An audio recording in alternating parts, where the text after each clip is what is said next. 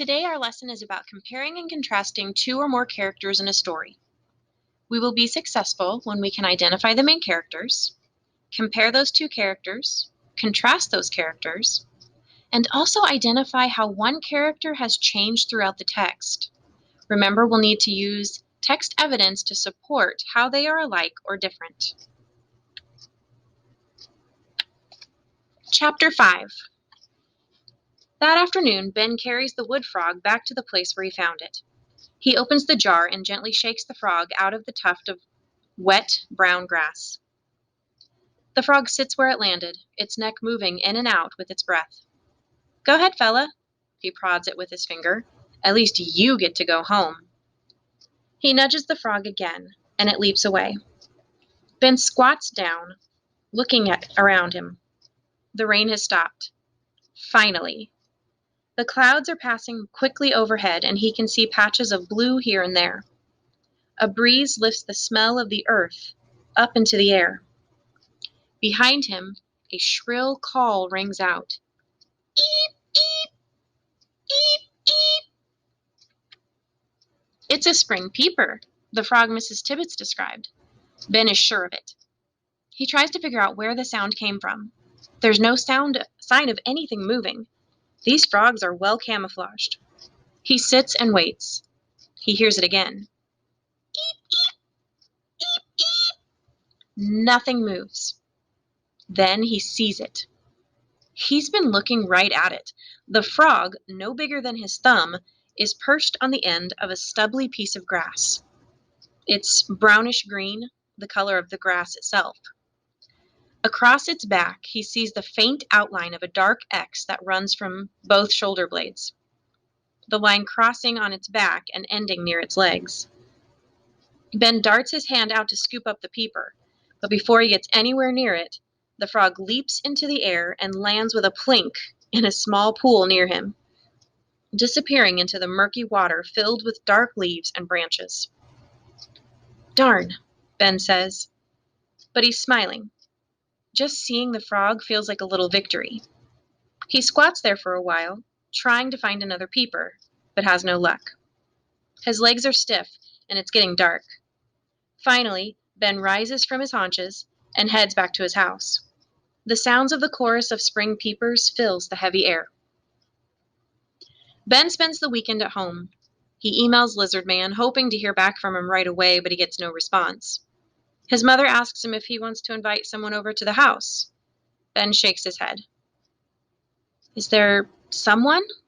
She asks. No, Mom, there isn't anyone.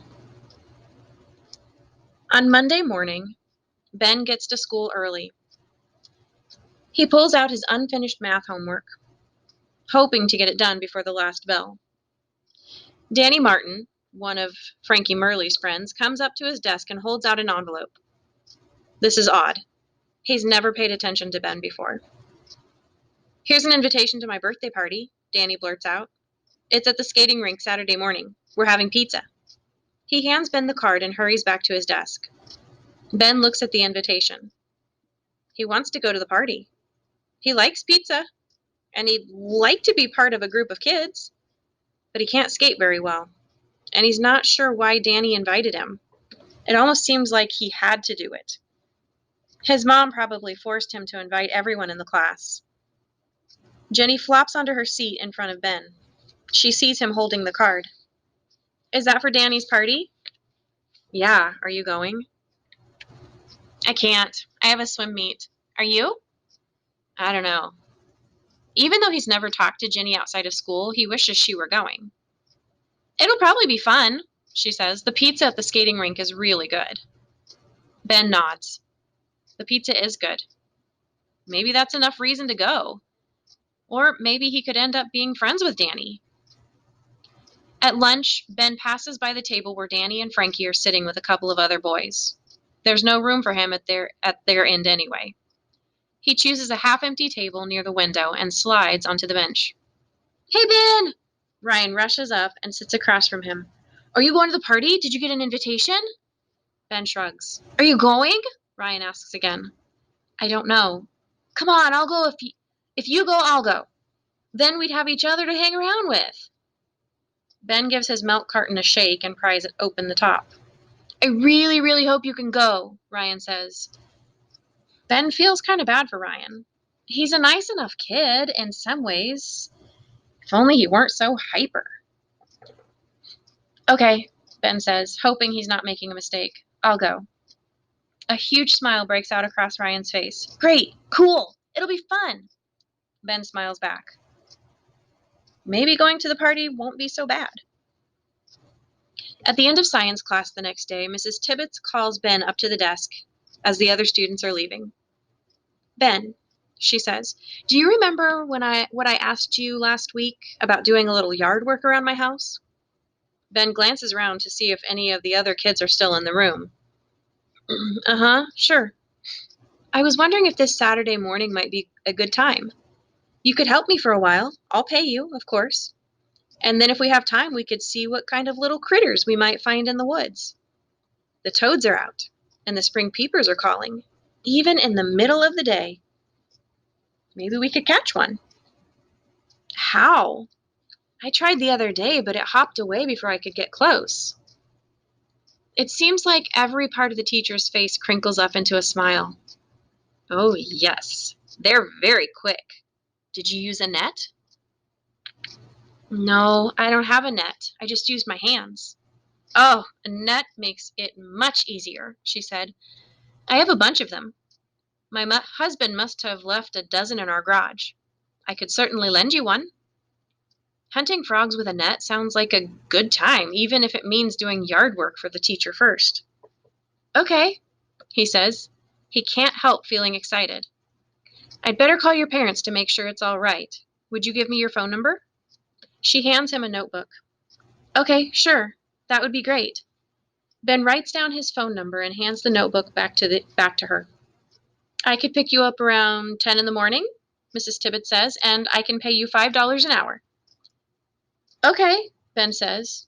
Some extra spending money would be kind of nice, he thinks, but catching some frogs will be even better. He heads down the hall to Mrs. Kutcher's class. He's thinking about nets and toads and frogs when all of a sudden he remembers Danny Martin's birthday party. He smacks himself on the head. Dummy, dummy, dummy, he says to himself. He'd forgotten all about it. He hasn't told Danny he's coming, but he has promised Ryan. Now he's told Mrs. Tibbets he'll help her on Saturday morning. There's no way he can do both things. Over the next 2 days, Ben ignores the choice he has to make, hoping that somehow it will just go away, or that something will happen to make clear what he should do. It makes his stomach turn just thinking about it. Toads or ice skating? Kids or science teacher? Mrs. Tibbets calls and talks to his mother like she said she would, and his mom thinks it's fine. Maybe you'll learn to like Massachusetts, she says, just like you love the desert. Ben doubts that, but he's still excited about exploring the woods. He doesn't even mind the thought of a little yard work. How hard can it be? Danny's party is still a problem, though. He hasn't shown his parents the invitation, but part of him would like to go to the skating rink. Everyone will be there. He did tell Ryan he would go, and he hates feeling left out, which is all he's felt ever since he moved. But then there are the frogs. He can't tell anyone else about working at Mrs. Tibbets's. Other kids would think he was crazy for working for a teacher and chasing frogs instead of going to a skating party. Ben can almost hear the peepers calling. He can't get them out of his mind. He remembers the one that got away. It's going to be hard to catch a peeper. They're fast, and they're hard to find in the first place. He just wants to hold one for a minute and feel it in his hands. By lunchtime on Friday, Ben still hasn't made up his mind about Saturday. But he's thinking he should go to the skating rink since he was invited to the party first and he promised Ryan he'd go.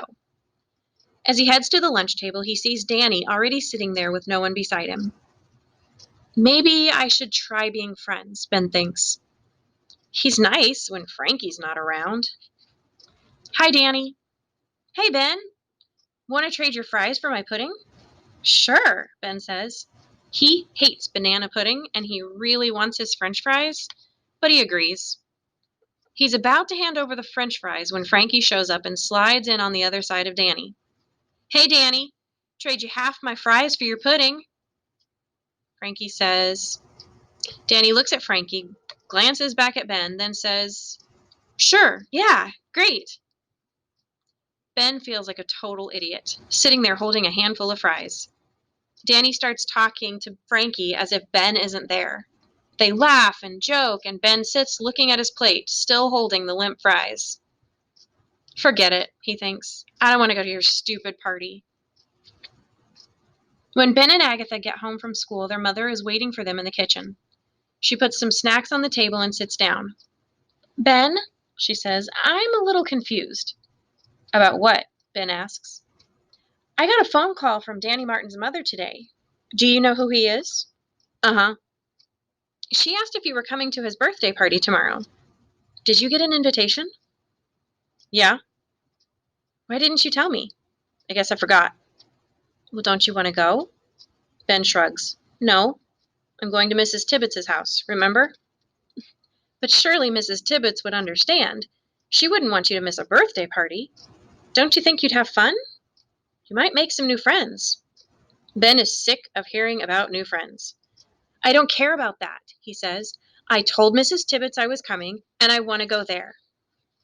His mother gets up and goes to the refrigerator. Without a word, she takes out a bunch of broccoli and some mushrooms and goes over to the kitchen counter. She doesn't mention the party again. But his dad does. After dinner, he tries to talk to Ben into going. "Won't the birthday boy be disappointed? Aren't kids going to miss you?" his father asks. "The frogs can wait." Ben shakes his head. "No one cares if I come or not." No one? Absolutely no one. No one on the planet. His father pokes him in the ribs. It makes Ben mad. "No one," Ben says. But even as he says it, he wonders what Ryan will do when he shows up at the party and sees that Ben isn't there. His father frowns and scratches his head. He always scratches his head when he doesn't know what to do. Ben sometimes teases him about it, but not tonight. "It's your life, bud," his dad says. "But you need to make some friends here. We're not moving. I wish we would." His father reaches out, wraps his arms around Ben's head, and pulls him in close to his chest. Before Ben can twist out of his grasp, his father gives his head a vigorous rubbing with his knuckles. "I know you do, Ben," his father says, "but we're not moving. I know it's hard, and I wish we could bring all your friends and all your critters and even a cactus or two here. But we can't. All you can do is try and make friends here." "But I don't want to." Ben feels tears welling up in his eyes. "I don't like the kids here. They're idiots. I hate it here. And I still don't even have my box of things from my room." His father gives Ben's head one last rub and hugs him closer. "Well, idiots are everywhere, even in Tucson. But there are good guys too, even in Massachusetts. You've got to hang in there a little longer. And hey, if you're not going to the birthday party, at least you'll see some critters tomorrow with your science teacher." So as I was reading this, I was wondering why Ben was having such a hard time deciding between the birthday party and helping Mrs. Tibbets. If I look back, though, and think about Ben in Massachusetts, I bet I can find some details that help me to figure it out. Be ready to talk about this chapter in Zoom today.